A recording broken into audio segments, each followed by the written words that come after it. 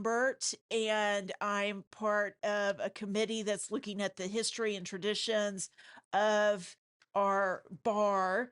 And with me is, I'm Terry Bray, my first name William, which, okay, and you were actually president of the Austin Bar at one time. yes, ma'am. So you went to undergraduate in Boston. Yes, ma'am. Where'd you go? MIT. My undergraduate degree was in industrial management and chemical engineering.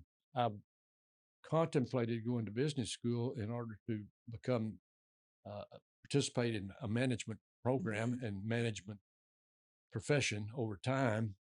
I was advised by my counselor at undergraduate school that uh, business school would be not the best thing because I would be repeating a number of courses that I'd already had in my undergraduate curriculum, and that he thought law school was a much better preparation for a management Okay. position. And thus, by the time I made that decision, which was late in my senior year, I could still get in the University of Texas, plus it was home. I was married at the time, but my wife was from Maine, but she and I moved to Austin, and we both worked while I Okay. was in school. And one of the jobs I had starting in January of 1964, I knocked on doors. And back then, because of the nature of Austin and university town and not really economically aggressive, getting a job in Austin, part time or otherwise, was not an easy thing to do. But I knocked on some doors, and one of the doors was Graves, Doherty, G, Heron, Okay. Moody, and Garwood.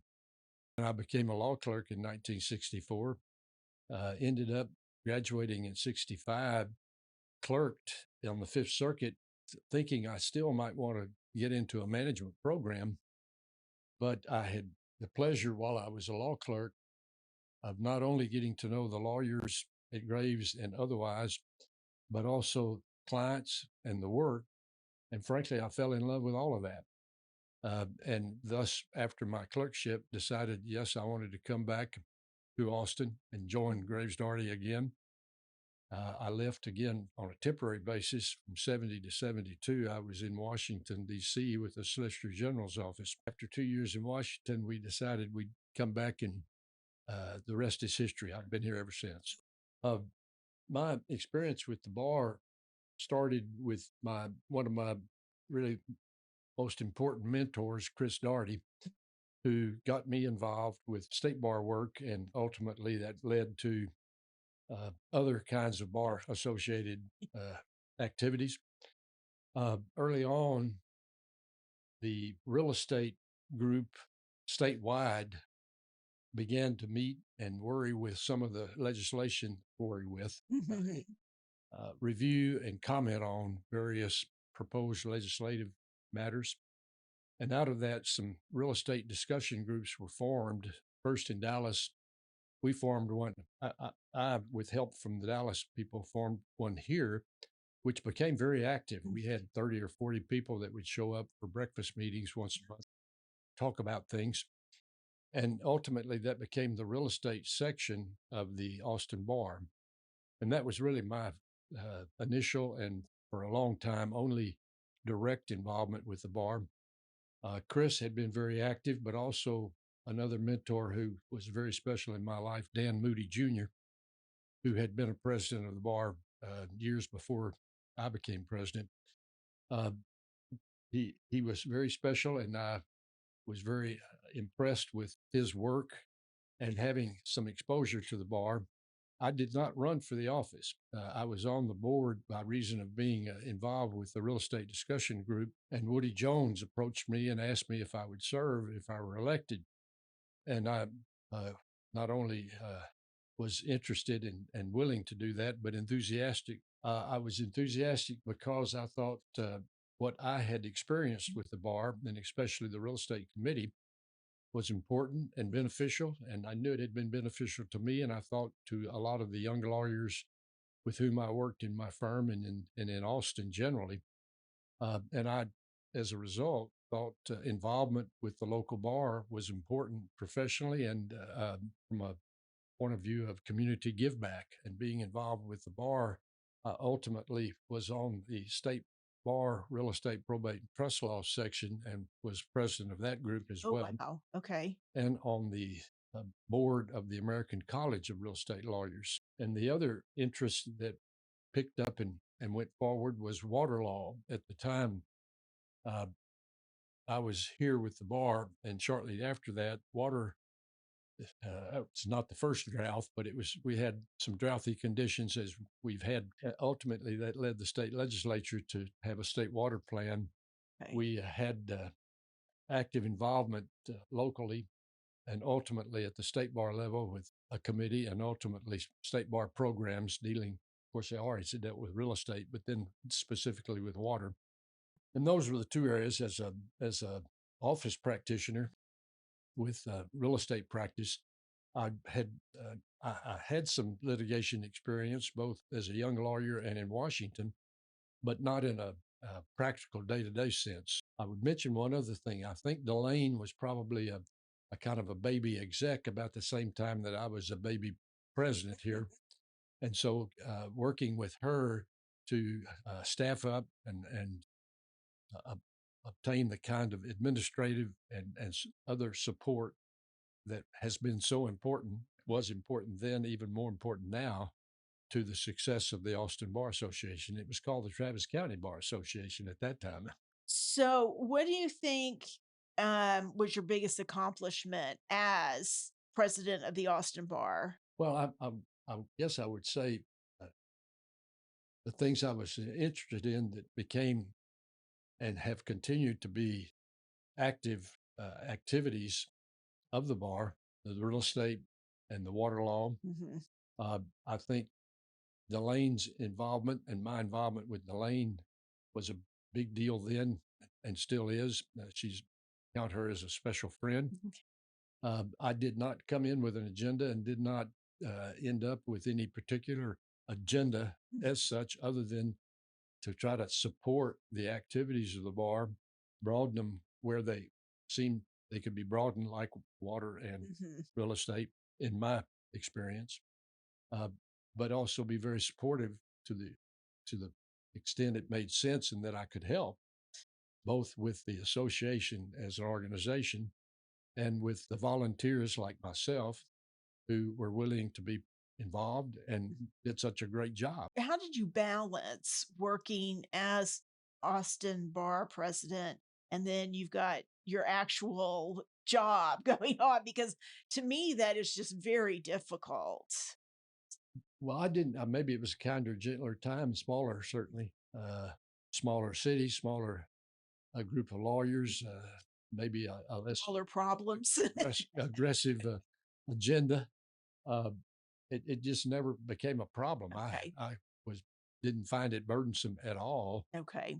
Trying to keep up an active practice, and I was blessed to have a wonderful active practice with active clients and active colleagues, but also active uh, with the association. And I just never found that was I had to trade off anything. I could do both and not worry about it. How did you handle disagreements or conflict among members? Well, two things. I don't remember any particular disagreements where we would have arguments at the board. We may have discussions and we may have different points of view. And the second point on all that was I don't remember not ever having a consensus on things that needed to be dealt with. We would we would deal with them till we got a consensus, and there weren't uh, this maybe the array of issues that divided people back then that perhaps divide people now in different ways. We just didn't have that back then. Okay. What do you think is something that people are wrong about the law profession?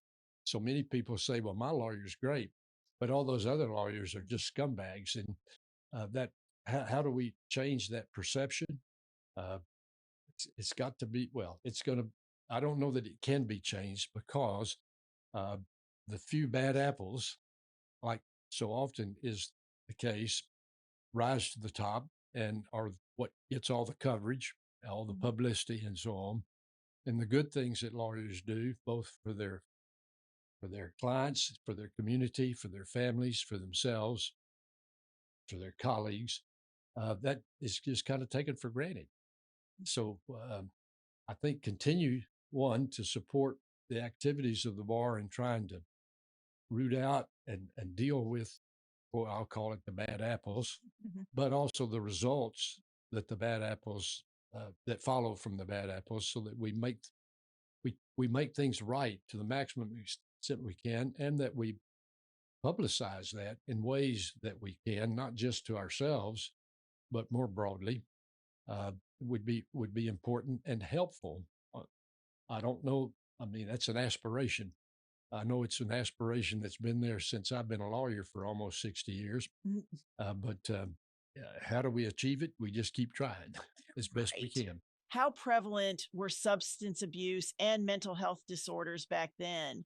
I am sure it was going on, whether it was going on in a greater degree Mhm. than it would do today as a percentage of our lawyer population. I suspect it's not that much different than it. Mm, It's just there are more of them, okay. and there certainly is more focus on the issue. At at my time, drugs were not an issue generally, and I suspect that has become more prevalent than the percentage wise than would have been the case back then, because that just wasn't something that was done recreationally or otherwise. Was there a particularly low moment that you had in law? You're always going to have a client or two, and I did that. They didn't do what I thought was appropriate, or they didn't think I did something that they thought was appropriate, and that we parted ways. And that's always a disappointment. In one in particular, I think about, we remained friends and saw each other often for the rest of his life. Um, the other part of that is the just trying to be forthright uh, while you might not approve of what somebody's doing or the way they're doing it or what they think you're doing, trying to, again, work your way through that so that it doesn't become a personal thing, or you dwell on it to a point that it interferes with your involvement. I had another client that I consider still a very, very close friend, who went through very difficult financial times in the 80s, as did so many people in this town or in this country, certainly in this state. And he ended up doing some things vis-a-vis me and my firm that were unfortunate from his perspective. As he explained it, I had no choice. And from my perspective and firm perspective, my sense was that's probably right. Wish it wasn't so. It's a downer, but we're still good friends. Right, So right. you keep moving on. You hopefully don't let it become something on which you dwell and that interferes with hopefully a successful career with respect to all the other good things that are Yeah. going on. That happens too with colleagues, where you've got colleagues that, uh, for one reason or another, don't fit. I'll just call Okay. it, and that's a horrible situation to try to deal with. And I can't say I dealt with it successfully, in the sense that, looking back, I wish I maybe had done some things different. Mhm. But you deal with it, as you say, and you keep going, and you look at tomorrow, Mhm. looking forward to the future, and try to make things as well as you can, and learn if there were things you would do different, learn how you would do them differently if it ever comes up again. How has law changed from when you started to today? I don't know that I would say the law has changed. The administration of the law maybe has changed some in the sense of the way we approach that. Judges, lawyers, clients have different approaches than the collegial sorts of approaches I've felt when I was 30 years ago, uh, very, very actively involved, and before and somewhat after. Uh, we just didn't have the occasions to, especially on non-professional issues, to get crosswise and let it then bleed over into our professional activities. Today, it is different. But I think it's different not so much because the law is different. I think it's different because of the way that I want to call it, administer the law. as lawyers, as judges, as citizens. Mm. The litigiousness that we know about, see, and read about. There are a lot of frivolous, I'll call it, activities by lawyers and clients that may either cause that or be complicit with it, that are unfortunate. That's part of the problems we have with the perception of the of our profession. What advice would you give to a new or aspiring lawyer? Be sure you want to be a lawyer Oh, and work hard for your clients. Uh, Work hard to understand your clients. Work hard to help your clients understand how lawyers can be involved and useful to them. But mhm. that is Right. a critical component. And the second part that for me has always been uh, very, very important. It is not about the money. And if you're going into the law to make a bunch of money, in my opinion, you're going into the law for a very bad reason. That the dedication to your clients and their work, to your colleagues, and outside of that, to your family, your community, and your profession, are what makes this rewarding and successful. It's not the money. A lot of learning what kind of law you want to practice, what kind of lawyer you want to be, occurs on the job training with on the job training. I did all sorts of things. I litigated. I uh, did wills and estates. I did probate work. I did real estate. I did corporate. I did tax. I did everything for 4 or 5 years when I first came into the practice. When I came back from Washington, my boss had been the dean of the Harvard Law School as a tax specialist, and I was thinking of going at that point. I liked tax law, of going to get a master's in tax law, and he said, "That's a big mistake. Mm. You were so far advanced by reason of what you've done as a practicing lawyer, then you would be spending 2 years getting a master's in tax. You know more than they know. So why would you do that?" And I'd never thought about it, but that on the job training, Right. one gives you opens your eyes to what you might like to do longer term and prepares you to do that longer term. Without mentioning names, what are some memorable cases in your career? I was blessed to be able to, in the early stages of Austin's economic explosion, I'll call it 70s, 80s, 90s, to work on some like the Circle C project, which is Oh, just wonderful project, like the American Statesman project on the oh, lake, like the Trammell Crow projects around town. They were clients and friends, and we dealt with them not only for the client, but for the client's contacts with financial people, developers, architects, engineers, contractors, etc., but also the political element. Lockheed was a wonderful client. okay. Advanced Micro Devices were Wow. wonderful You've clients. got some big names The there. people that, Yeah. when they would come to Austin, we would be blessed. Tokyo Electron was just in the news, blessed with the opportunity to do the real estate work, which allowed a little broader involvement in some respects than just the real estate work. And I wouldn't single it out as a single this or that, Mhm. but a group of things that were, uh, uh, we were blessed being here in Austin with the opportunities from a transaction point of view to do the things that we did. We were blessed with Austin politics at the time that allowed us to capture opportunities for clients, for our community. And I just felt it could not have been better. I was so very blessed and am so very blessed to have been able to do that. Thank you so much for coming in and doing this. Thank you.